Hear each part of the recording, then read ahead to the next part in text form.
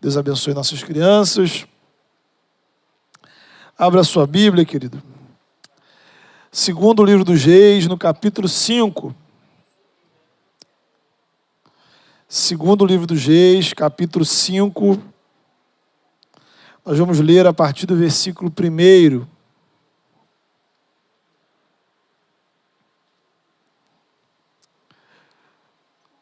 Segundo Reis 5, a partir do verso 1, a palavra de Deus diz assim: Naamã, comandante do exército do rei da Síria, era grande homem diante do seu senhor e de muito conceito, porque por ele o Senhor dera a vitória à Síria. Era ele herói de guerra, porém leproso. Saíram tropas da Síria e da terra de Israel, levaram cativa uma menina que ficou a serviço da mulher de Naamã. Disse ela à sua senhora: tomara o meu senhor estivesse diante do profeta que está em Samaria, ele o restauraria da sua lepra. Então foi Naamã e disse ao seu senhor: assim, assim falou a jovem que é da terra de Israel. Respondeu o rei da Síria: vai, anda, e enviarei uma carta ao rei de Israel. Ele partiu, levou consigo 10 talentos de prata, 6.000 ciclos de ouro e 10 vestes festivais. Levou também ao rei de Israel a carta que dizia: logo em chegando em ti esta carta, saberás que eu te enviei Naamã, meu servo, para que o cures da sua lepra. Tendo lido o rei de Israel a carta, rasgou as suas vestes e disse: acaso sou eu Deus, com poder de tirar a vida ou dá-la, para que este envie a mim um homem, para eu curá-lo de sua lepra? Notai, pois, e vede, que procura um pretexto para romper comigo. Ouvindo, porém, Eliseu, homem de Deus, que o rei de Israel rasgara as suas vestes, mandou dizer ao rei: por que rasgaste as tuas vestes? Deixa ouvir a mim, e saberá que há profeta em Israel. Veio, pois, Naamã com seus cavalos e seus carros e parou à porta da casa de Eliseu. Então Eliseu lhe mandou um mensageiro dizendo: vai, lava-te 7 vezes no Jordão, e a tua carne será restaurada e ficarás limpo. Naamã, porém, muito se indignou e se foi dizendo: pensava eu que ele sairia a ter comigo, por-se-ia de pé, invocaria o nome do Senhor seu Deus, moveria a mão sobre o lugar da lepra e restauraria o leproso. Não são, porventura, Abana e Farfá, rios de Damasco, melhores do que todas as águas de Israel? Não poderia eu lavar-me neles e ficar limpo? E voltou-se e se foi com indignação. Então, se chegaram a ele os seus oficiais e lhe disseram: meu pai, se te houvesse dito o profeta alguma coisa difícil, acaso não a farias? Quanto mais, já que apenas te disse: lava-te e ficarás limpo. Então desceu e mergulhou no Jordão 7 vezes, consoante a palavra do homem de Deus. E a sua carne se tornou como a carne de uma criança e ficou limpo. Voltou o homem de Deus, ele e toda a sua comitiva. Veio e pôs-se diante dele e disse: eis que agora reconheço que em toda a terra não há Deus senão em Israel. Agora, pois, te peço, aceites um presente do teu servo. Porém ele disse: tão certo como vive o Senhor, em cuja presença estou, não aceitarei. Estou com ele para que o aceitasse, mas ele recusou. Disse Naamã: se não queres, peço-te que ao teu servo seja dado uma carga de terra, de 2 mulos, porque nunca mais oferecerás teu servo holocausto, nem sacrifício a outros deuses, senão ao Senhor. Nisto perdoe o Senhor a teu servo, quando meu senhor entrar na casa de Rimom para lhe adorar, e ele se encosta na minha mão, e eu também me tenha de encurvar na casa de Rimom. Quando assim me prostrar na casa de Rimom, nisto perdoe o Senhor a teu servo. Eliseu lhe disse: vai em paz. Queridos, primeira vez que eu parei para meditar nesta história, a história de Naamã, Foi em 2004, num congresso de evangelização lá em Guarapari. Eu ainda não era pastor, estava terminando o seminário. Mas, assim, poucas ministrações marcaram tanto a minha vida como aquela. Aquele negócio que entra no seu coração e você nunca mais esquece. Então, 18 anos depois, eu me lembro exatamente daquele dia, daquela palavra, de como aquilo me impactou. Então, a história contada nesse texto é uma história maravilhosa. Temos aqui alguns personagens. O primeiro deles é Naamã, comandante do exército da Síria. Então, preste atenção. Como já temos pregado aí, né, você não pode confundir. Síria não é a Síria. Tá? Síria é o país vizinho de Israel, que existe até hoje, cuja capital é Damasco. Lembra que Paulo, lá no Novo Testamento, se converteu quando ele estava indo para Damasco. Bem, a nossa história então começa na Síria, com o comandante Naamã. Um homem muito importante, diz o texto, um herói de guerra. Veja você, um herói de guerra. Estava doente, leproso. Dada a sua posição, é certo que Naamã buscou todo tipo de tratamento conhecido. Visto que ele não era do povo de Israel, é certo que ele tentou, assim, todo tipo de mandinga que era conhecida na época. Mas nada deu jeito. Na sua casa, todavia, entre os seus empregados, havia uma adolescente, uma menina. Não sabemos o nome dela. A expressão usada aqui indica uma idade entre 13 e 16 anos. E ela estava como serva de Naamã, serva da mulher de Naamã. Veja, ela não estava ali por vontade própria. Ela era escrava, né? O que define a escravidão é a falta de liberdade. Então aquela menina era uma vítima da guerra. Ela foi arrancada do seu povo, da sua família, para servir de empregada a estranhos. Mas apesar de ter todos os motivos do mundo para odiar Naamã, ela compartilhou uma mensagem de esperança naquela casa. Se Naamã conhecesse o profeta de Deus que está em Samaria, ele o curaria. Apesar de bem nova, ela sabia quem era o Deus de Israel e sabia que Eliseu era um legítimo representante dele. É bastante provável que Naamã não foi de imediato. Ele deve ter feito, assim, inúmeras perguntas. Isto é, que profeta é esse? Quem é esse tal de Eliseu? Por que ele é poderoso? Né? Naamã era um homem ocupado, importante, e há uma distância de centenas de quilômetros entre a Síria e Israel, países diferentes. Papo vai, papo vem, a menina convence Naamã. O testemunho dela encorajou ele. Note, nessa altura das coisas, não quer dizer que Naamã tenha se convertido. Ele foi ao profeta Eliseu como quem vai atrás de uma mandiga qualquer, né? Sabe, eu estou atrás de uma reza forte, seja lá para quem eu vou fazer, né? Eu não estou interessado no nome da divindade, da entidade, do culto que vai ter lá. Eu quero resolver o meu problema. Assim foi Naamã. E a gente pode observar, né? Quantas pessoas não chegam à igreja assim? Veja, Deus tem os caminhos dele. Eu noto que às vezes quem já é cristão olha para essa situação com certo preconceito. A pessoa só foi para a igreja porque está com problema. Só foi para a igreja porque precisa de cura, né? De um milagre. Bem, o que a gente aprende? Pelo menos o que eu aprendi. É que, graças a Deus, que a pessoa está vindo à igreja, não é verdade? Ou você quer que ela procure a solução do problema dela em outro lugar, né?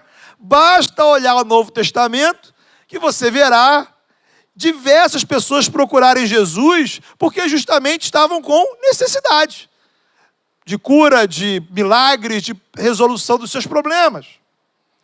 Então guarde uma coisa no seu coração: a igreja sempre faz bem, não importa o problema que você tenha.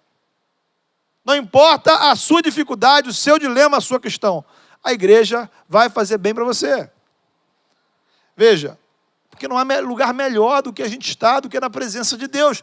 Cremos ou não cremos que Deus se faz presente no meio do seu povo? Há só um pequeno detalhe que precisa ficar claro. Uma coisa é a pessoa vir à igreja à procura da solução do seu problema. Outra bem diferente é a igreja prometer que vai resolver todos os problemas de todas as pessoas. Sabe, a pessoa está desesperada igual Naamã, angustiada, à procura de uma solução para a sua vida. Ela vai entrar na primeira igreja que aparecer na frente dela. O primeiro convite que ela tiver, ela vai aceitar. Talvez você veja aqui essa noite nessa situação. Talvez você está acompanhando essa transmissão exatamente nessa circunstância. À procura de um milagre na sua vida.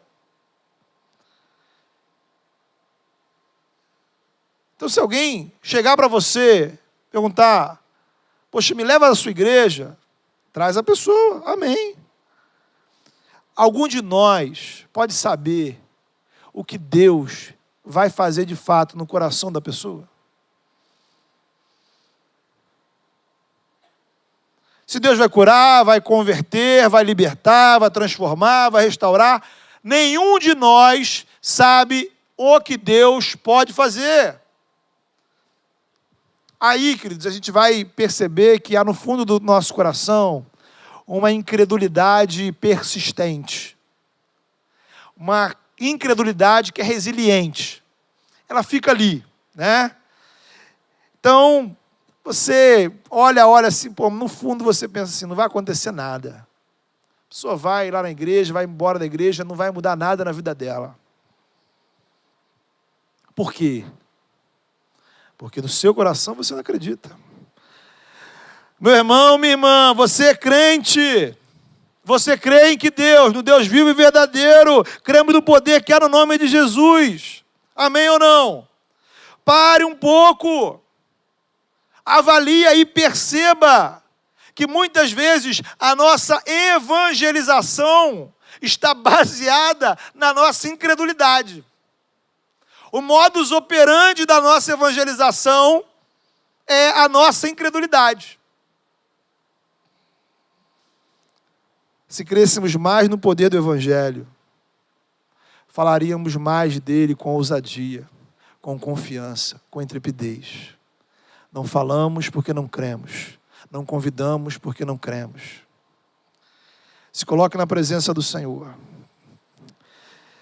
O que nós não podemos fazer é distorcer o Evangelho, né? Prometendo que Deus vai fazer o que a pessoa quer que seja feito. Isso é outra coisa. Biblicamente eu posso dizer, de acordo com a melhor teologia possível, a palavra de Deus não volta vazia.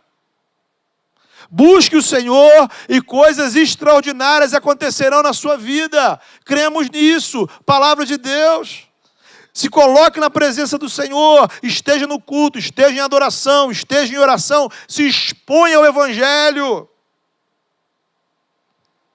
E a sua vida não será a mesma, porque nós cremos num Deus que é vivo, que age no meio da igreja, que age através da igreja, que age pelo poder do Espírito Santo. E em nome de Jesus há uma ação viva e poderosa, real, concreta do Senhor em nossas vidas. Então nós não viemos aqui para assistir um culto, nós viemos aqui para estar na presença do Senhor. Do céu há uma ação no seu coração. E esse é o diferencial de estarmos reunidos. É certo que se você buscar o Senhor, coisas especiais acontecerão na sua vida, dentro de você, ao seu redor, na sua família, na sua casa, no seu presente, no seu futuro. O que nós não podemos fazer é descrever em detalhes como será o agir de Deus. Eu não posso te garantir que Ele vai fazer exatamente o que você deseja. Porque ao contrário das entidades e divindades por aí, o nosso Deus, o Deus da Escritura, o Deus de Jesus, Ele é soberano. E isso faz toda a diferença, sabe por quê?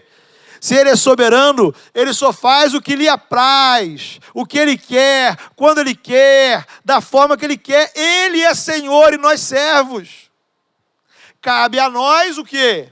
Apresentar a Ele as nossas orações, as nossas súplicas, as nossas petições. Falar com Ele. Buscá-lo. Não cabe a nós determinar o que Ele vai fazer. É por isso que nem crente, nem pastor, nem igreja podem prometer curas e milagres específicos. Infelizmente, igrejas mentem. E as palavras, não há outra palavra, a palavra é essa. Mentira. Líderes religiosos mentem quando prometem que Deus vai te dar uma determinada bênção. Eu posso te garantir pela palavra que Deus vai te abençoar. E na verdade Ele já está te abençoando. Mas eu não estou autorizado a detalhar a bênção que Deus vai fazer na sua vida. Não cabe a nós. É propaganda enganosa. Então, voltando ao caso de Naamã. Ele tinha uma necessidade. Ele estava doente. Disseram para ele, olha, vai lá em Israel que o profeta vai te abençoar. E ele foi. Confiando, não confiando, crendo, não crendo. Disseram para ele, lá vai resolver, e eu fui. Pronto. Foi para Israel. E ele leva vários presentes. Queria impressionar, mas na cabeça dele ele traz uma mentalidade. Qual a mentalidade? Olha, para eu ser curado, eu preciso dar alguma coisa em troca, né? Como muitos hoje em dia, Naamã não acreditava que Deus iria abençoá-lo de graça. Não existe bênção de graça, né? Então, eu tenho que levar um ouro, levar uma prata, vou levar muita coisa, porque aí com certeza, se eu der esse montão de presente, com certeza esse Deus de Israel vai me abençoar. Apresentam Naamã ao rei de Israel. E aí o rei de Israel enxerga tudo com outros olhos. Sabe aquela pessoa que está sempre desconfiada, né? Para ela sempre existe uma segunda intenção. Meu irmão, minha irmã, larga dessa mania. O rei de Israel estava nessa vibe, né? Então ele achou que tudo era uma armação. Uma armação do rei da Síria. Ah, tá vendo? Ele manda esse cara aqui, supostamente procurá-lo. É óbvio que eu não vou poder curá-lo. Aí ele vai dizer o quê? Tá vendo? Ele não quis curar o meu general, um pretexto para a guerra. No meio de tudo isso, Eliseu, o profeta, manda uma mensagem ao rei dizendo, manda esse homem até mim. Onde o rei viu um pretexto para brigar, Eliseu viu uma oportunidade para abençoar. Naamã chega à casa de Eliseu. Eliseu nem sequer vai à porta para falar com ele. Manda dizer, negócio seguinte, seu Naamã, tem um rio aí na frente, ó, você mergulha 7 vezes nesse rio que você vai ser curado. Aí o homem virou o siri na lata, né? Para isso que eu vim? Para mergulhar 7 vezes nesse rio? Ah, os nossos rios são muito melhores que os rios de Israel. Abana e Farfar são muito melhores que as águas do Jordão. E na mesma hora, furioso, dá a meia volta para ir embora. Soldados, porém, insistem para que ele fique. Estava ali, né? Pô, caminhou quilômetros. Já estava ali, era só mergulhar. E aí, meio a contragosto, ele vai. 1, 2, 3, 4, 5, nada. 6, 7. Está curado. Aí Naamã se dá conta, volta, agradece ao profeta. O profeta não aceitou nenhum dos presentes dele. E Naamã sai dali espiritualmente impactado. Ele diz: agora eu sei que não há outro Deus como o Deus de Israel. E agora eu quero oferecer sacrifício somente a esse Senhor. Bem, queridos, a gente não sabe depois como é que foi a história de Naamã. Sabemos, contudo, que a vida dele não foi mais a mesma. Porque ele mergulhou e Deus ajuda a vida dele. Bem, queria extrair algumas lições para as nossas vidas dessa história. A gente pode detectar aqui alguns ministérios, 3 tipos de ministério que podem ser percebidos nesse texto. Para começar, vemos nesse texto que Deus usa pessoas para trazer esperança. Veja isso, queridos. A vida de Naamã foi transformada. Por quê? Por quê? Como é que isso tudo começou? Porque uma adolescente, uma menina, chegou para ele e diz assim: olha, em Israel há esperança para a sua vida. Tudo que acontece depois decorre dessa fala. Ela semeou esperança onde havia desespero. Mas para que ela pudesse ser um instrumento de esperança na vida de Naamã, daquela família, note bem, guarde isso no seu coração, ela precisou superar ressentimentos. Veja, aquela menina tinha todos os motivos do mundo para odiar Naamã, sabe? Na força do ódio. Ora, alguém poderia dizer que seria errado aquela menina desejar a morte de Naamã, por exemplo? Naamã não era uma pessoa legal, não era uma pessoa boa, não. Matou muita gente, fez sofrer muita gente. Em particular, trouxe muito sofrimento para ela. Arrancou ela da sua família, da sua terra. Fez dela escrava.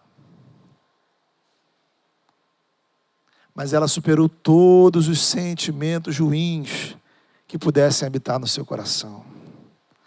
Ela trouxe esperança para quem não merecia. Isso, meu irmão, minha irmã, é evangelho. Na veia real. Eu e você somos essa menina. Profetas da esperança. Só que muitas vezes, infelizmente, nós ficamos paralisados pelos ressentimentos. Os ressentimentos nos paralisam. Há uma música que cantamos aqui na igreja que diz que a gente não tem tempo para perder com ressentimentos. A letra é linda, mas será que é verdade? Será que você não tem perdido tempo demais com ressentimentos? Talvez você não perca tempo, mas você perca oportunidades de levar a palavra de Deus, de apontar para Cristo, de servir ao Senhor, por conta dos ressentimentos que tomam conta do seu coração. Hoje em dia, né? Chamamos os ressentimentos de ranço. Atualizamos a linguagem. Estou com o ranço daquela pessoa. E o tal do ranço prejudica você de 2 maneiras. Por um lado, eu não quero nada que diga respeito a essa pessoa. Então, não quero orar por ela, não quero estar perto dela, muito menos fazer qualquer coisa para abençoá-la. Funciona assim, né? Digamos assim, uma violência cristã, né? A violência que o crente acha que pode ter. Eu não desejo o mal, mas não quero fazer o bem.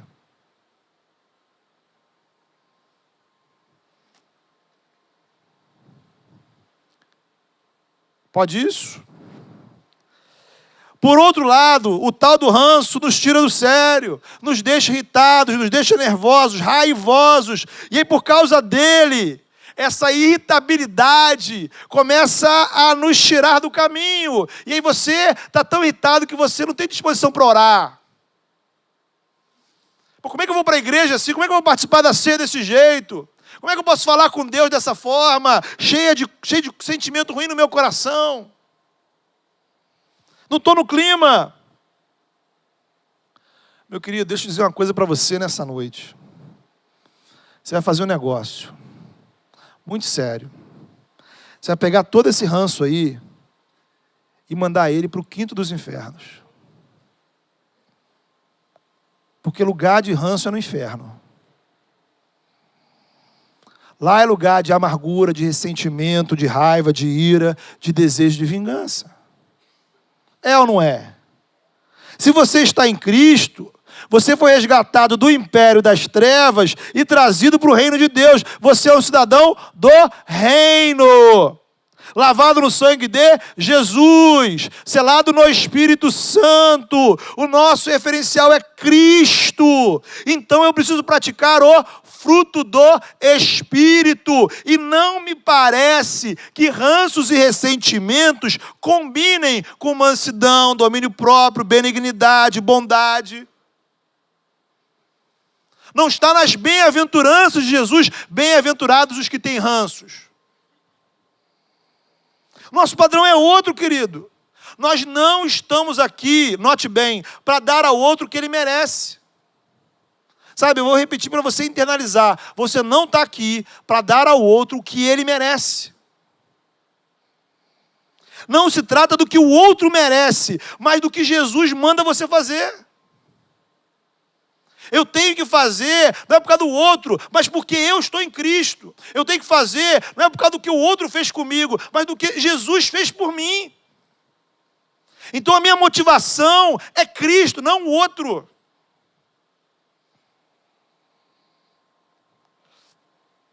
O que Naamã merecia?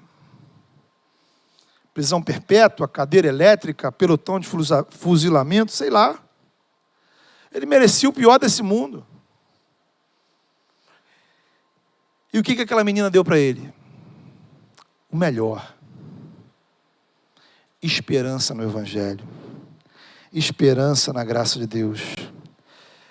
Se o coração daquela menina estivesse dominado por ódio, raiva e ressentimentos, ela nem sequer desejaria a cura de Naamã. Pessoas ruins como Naamã sempre existiram e sempre existirão. Gente ruim, gente difícil, gente que faz o mal, gente complicada de conviver. Sabe, eu não estou falando com elas hoje, eu estou falando com você. Com você. Não se trata do quanto elas podem ser ruins. Se trata de como o seu coração pode ser diferente. Se trata do que Deus pode fazer no seu coração, nas suas emoções, nos seus sentimentos, na sua mentalidade. Não por esforço mental ou por reprogramação, mas pela ação do Espírito. Pelo Evangelho, pela obra de Cristo, que nos dá um novo coração. Que nos faz nascer de novo, que gera novas atitudes na nossa vida. Pela graça dele. Evangelho é sobre esperança. Para quem não merece ter esperança. Veja mais. Aquela menina, aquela jovem, manteve a fé em Deus apesar das circunstâncias. Estava na Síria escrava, mas continuou acreditando em Deus. Ela acreditava que Deus é poderoso para intervir na vida de pessoas. Ela poderia, note bem, ela não poderia mudar a vida de Naamã. Mas ela sabia quem poderia mudar a vida dele. Isso é evangelização. Exatamente, pura e simples. Eu não posso mudar a sua vida, mas eu sei quem pode. Eu sei quem pode. Por isso que nós somos essa jovem. Às vezes a nossa vida pode estar um caos. Às vezes você está na Síria. Todas as circunstâncias da sua vida são hostis, difíceis, negativas. Mas apesar de toda a hostilidade que te cerca, você pode ser instrumento de esperança na vida de alguém. Você pode, pela graça de Deus. A vida da menina possivelmente não mudou. Ela continuou sendo serva. Na dinâmica do mundo, ela diria assim: Naamã, vamos fazer um negócio aqui? Eu te ajudo se você me ajudar, né? Então, eu sei quem pode te curar você, mas em troca, né, você me liberta. Na mentalidade do mundo, a pessoa que faz o bem sem querer nada em troca é a pessoa boba, para não dizer outra palavra. A dinâmica do reino é diferente. Deus deu a você o que você não merecia, sem você poder dar nada em troca. Deus me colocou no mundo para abençoar. Você, se você está em Cristo, você é um abençoador. É a sua natureza. É a nossa natureza espiritual sermos abençoadores. Creia nisso, irmão. Se você está no reino, você é um abençoador. A pergunta é: você está abençoando quem? Você foi regenerado pelo Espírito para abençoar. O nosso padrão é da graça. Fazer o bem sem esperar receber nada em troca. Não se trata de fraqueza, mas de firmeza, de ir contra o mundo, de ir contra si mesmo para abençoar. Ora, o que era fácil aqui? Fácil era a menina colocar lá um veneno na comida de Naamã. Isso era fácil, né? Fácil era ela desejar o mal dele. Fácil era ela viver em função do mal que lhe fizeram.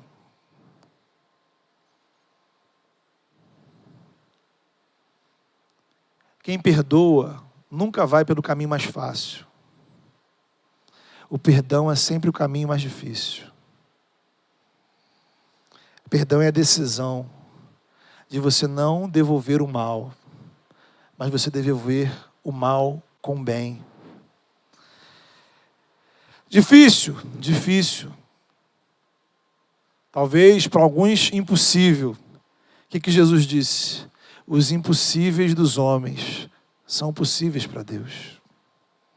A graça de Deus faz ser possível. Era difícil você ser salvo, era difícil seus pecados serem perdoados, era difícil você estar aqui hoje, era difícil que eu tivesse esperança, mas em Cristo isso se tornou possível. Graça de Deus. Cremos em milagres. A menina, então, ela desempenha o ministério da esperança. O ministério de quem indica o caminho. Segundo ministério da história, é o ministério do profeta Eliseu. Aqui é o serviço, né? É o serviço propriamente dito.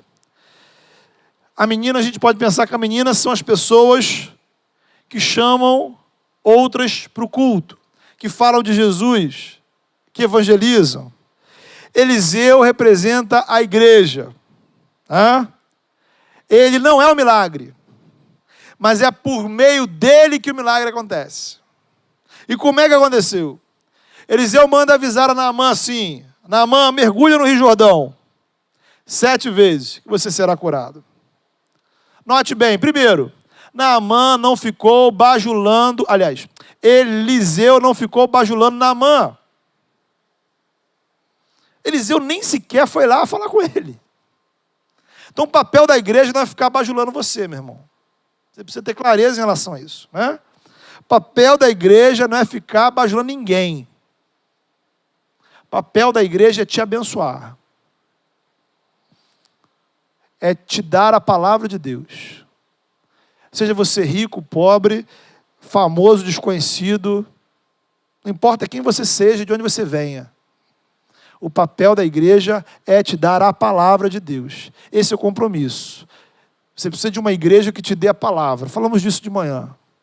E ponto. E ponto. Bem, Naamã, rico, influente, internacionalmente. Basta ver que quem o enviou para lá foi o rei. Só que isso não fez Eliseu o tratar diferente. Na igreja de Eliseu, Naamãs são pecadores que precisam ser abençoados, não que precisam ser mimados, bem tratados. São tratados como qualquer outra pessoa. Outro detalhe é o método. A indicação de Eliseu foi mergulhar no rio 7 vezes. 7 vezes. Você pode dizer, mas por que 7, né? Por que não era 3? Por que uma vez só não era suficiente? Por que 2? Por que não foi 10? Ninguém sabe, irmãos. Não há resposta, tá? Então, essa aí é só quando você chegar no céu para saber. Não há resposta. E aqui há algo maravilhoso acerca do Evangelho. Primeiro passo é você ir. Naamã foi. Ouviu a menina, foi até lá, movimentou-se, caminhou. Alguém falou com você, alguém te compartilhou o Evangelho, alguém te convidou, alguém trouxe uma palavra ao seu coração e você veio. E você chegou aqui, e você está aí. O segundo passo é você mergulhar. Mergulhar 7 vezes significa um ato de obediência. Cá para mim, né, na minha mera especulação, entendo que tem uma razão para não ser uma vez. Uma vez é muito fácil, né? Vamos convir, né? Tá ali e mergulha, né? O lance é, mergulha uma, não rola nada. 7 demanda obediência, persistência. Bem, o Evangelho é assim. O Evangelho requer de nós obediências que são inusitadas. Você é desafiado a crer, a orar, a confessar Jesus, a ser batizado, a caminhar numa comunidade, a assumir compromissos como igreja, a participar dos cultos, a participar da ceia, a fugir do pecado, a celebrar a esperança de uma vida após a morte. Faz algum sentido essas coisas? Não, nenhum. Não fazemos isso porque tem alguma lógica, algum significado especial. Tudo isso é igual a mergulhar no rio 7 vezes. Do ponto de vista de quem não crê, é uma banalidade, uma loucura. Por que tem que ser desse jeito? Por que tem que ser 7? Por que não pode ser 3? Por que não pode ser 2? Por que tem que ser nesse rio? Mas assim o Evangelho. Um rio, de um jeito, um nome, Jesus, de uma forma, crendo nele. Não importa se você gosta disso, se você concorda com isso, se você acha legal isso, se dependesse de você, você faria de outro jeito. Foi assim que o Criador estabeleceu. Naquele rio, 7 vezes. Fazemos porque o Deus Criador revelado em Jesus mandou fazer. Cremos nele, confiamos nele e obedecemos a palavra dele. E aí experimentamos o poder dele em nossas vidas. Sentimos o agir do Espírito. Naamã ficou furioso, indignado, por quê? Porque ele tinha criado expectativas. Na cabeça dele, o profeta deveria agir de um jeito, de um método. Guarde uma coisa no seu coração, Deus não tem compromisso com os seus métodos. Deus faz da forma que melhor lhe parecer. Cabe a você obedecer, ponto. Meu irmão, minha irmã, às vezes você pode estar perdendo a bênção de Deus para a sua vida, porque você está sendo cabeça dura. Bobeira, sabe? Pode parecer estranho, esquisito, não parece muito poderoso, ou muito simples, apenas de mergulhar nesse rio 7 vezes, só isso.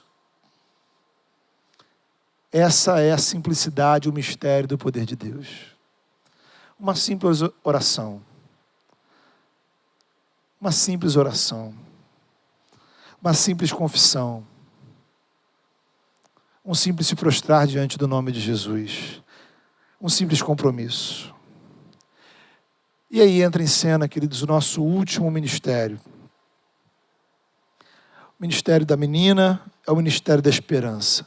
O ministério de Eliseu é o ministério de ser o instrumento do milagre. O último ministério é o ministério do apoio, do suporte, do incentivo. São os servos de Naamã. Sabe? Eles dizem, Naamã, se o profeta tivesse pedido para você uma coisa difícil, você não faria. Ele apenas falou para você mergulhar nesse rio, estamos aqui. Sabe, irmãos, veja você. Naamã saiu da casa dele, lá na Síria. Caminhou quilômetros, trouxe um monte de presente, falou com o rei, chegou no profeta. Foi uma jornada. E aí o profeta manda, agora mergulha no rio 7 vezes. E ali na beira do milagre, ele, não, isso eu não faço. Às vezes a gente vê pessoas assim. Às vezes a pessoa vai, e está ali, na cara do gol, não. Precisamos de alguém que nos dê suporte, nos incentive. Sabe, esse é um desafio espiritual para você, é um desafio muito simples. Muito simples. É você ser suporte, motivação e apoio para quem está dando os seus primeiros passos na igreja.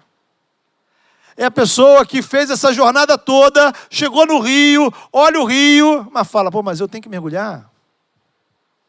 Mas tem que ser 7 vezes mesmo. Você precisa ser a pessoa que está do lado dessa pessoa. Que vai motivar, que vai apoiar, que vai dar suporte. Que vai dizer, meu filho, mergulha, vai ser uma bênção para você. Então, eu queria, querido, fechar essa mensagem, desafiando você a orar, pensando quem você é nesse processo. Há 4 possibilidades. Talvez você seja a menina que precisa superar os seus ressentimentos, os ranços que estão no seu coração, e ser um instrumento de esperança. Talvez você precisa ser o Eliseu, que precisa assumir o seu papel como igreja, para que servindo ao Senhor seja instrumento para abençoar vidas, se comprometer, não fugir, mas se dispor. Ou talvez você seja os soldados, que vão ajudar as pessoas a permanecerem no caminho, a não retroceder. Ou ainda você pode ser o Naamã da história. Talvez você seja a pessoa doente, que está sofrendo, que está desesperado, e que por algum motivo veio parar aqui nessa noite, veio parar aqui nesse culto. E a palavra de Deus diz para você, a cura, a transformação para a sua vida no nome de Jesus. Então se coloque diante dele nessa hora, fale com o Senhor. Você vai orar por você, e nós vamos orar por você. Mas é muito importante que você dê o seu passo. O profeta mandou ele, Naamã, mergulhar, mas o profeta não podia mergulhar por Naamã. Os soldados incentivaram ele a mergulhar, mas os soldados não podiam mergulhar. Era Naamã.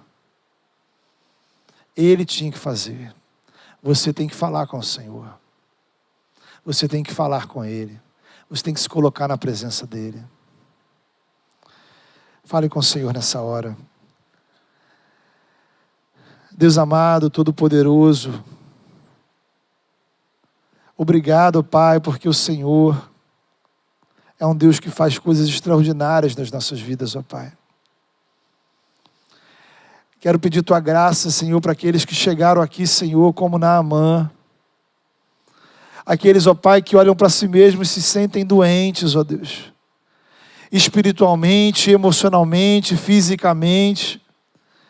Pai, nos colocamos diante do Senhor, ó Pai, desesperados à procura, Senhor, de um milagre para as nossas vidas. Senhor, Tu és o Deus que faz coisas extraordinárias acontecer.